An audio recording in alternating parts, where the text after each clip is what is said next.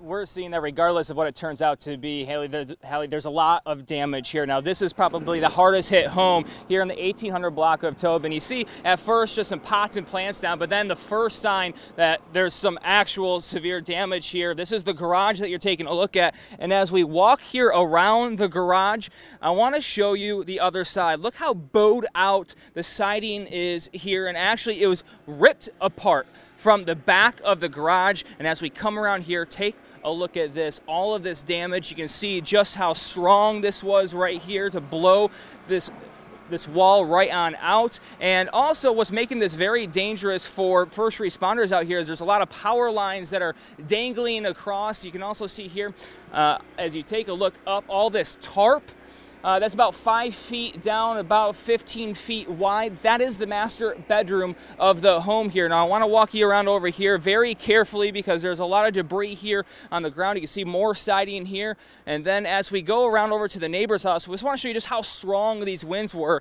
As you see more of this ripped up debris that is actually wrapped around a lot of trees, not just this one, but even on the property line as well. As we make our way further back over here, take a look at these trees that were ripped out right from the middle of the tree trunk. And then if David Kalman follows me over here, look at this, the bottom of these trees that are uprooted right from the ground shows you just how powerful these winds were, or this tornado was, to take something like this and just uproot it completely. Now, we did talk with the family. There was 4 people inside. Listen to what they experienced.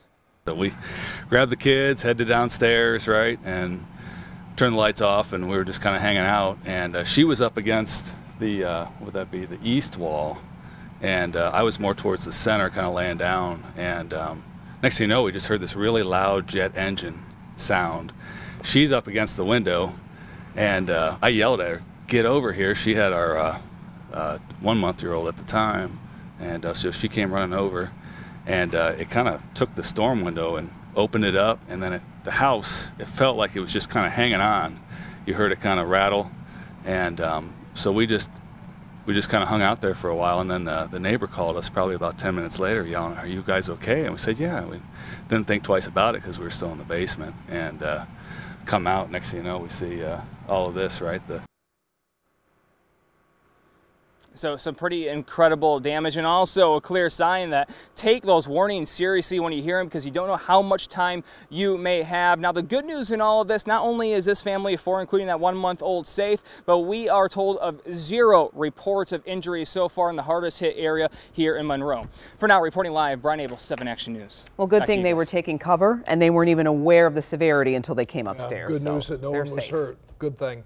A downpour turned some streets into rivers in Grosse Pointe Farms tonight. And the water is creeping into homes. 7 Action News reporter Simon Jaycat continues our team coverage. So much water gathering here in the streets of Grosse Pointe Farms.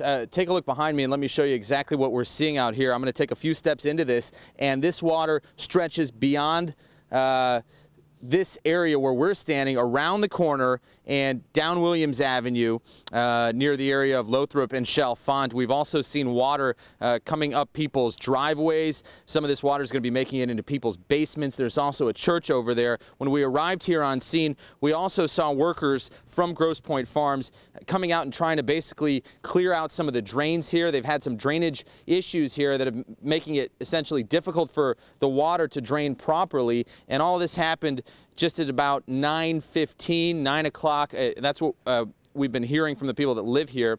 Melissa Courier lives out on this street, or actually around the corner. Melissa, talk about just what you experienced driving through this area.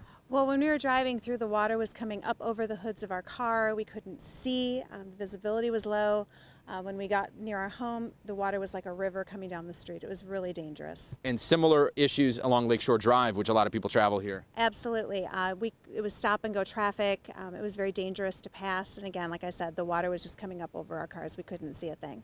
Yeah, thankfully you're okay. And we've seen a couple of vehicles try and drive through these streets not knowing how deep the water is, and some of them have turned around. One SUV barely made it through with the water rising to the point of the headlights. Some of the neighbors are coming out to sort of assess things, but again, water coming in through some people's basements, flooding through these streets. As you can see behind us, these streets starting to look more like lakes or rivers, and At this point, we don't see an end in sight, although there are workers from the city trying to clear the drains out here as we speak. We'll send it back to you.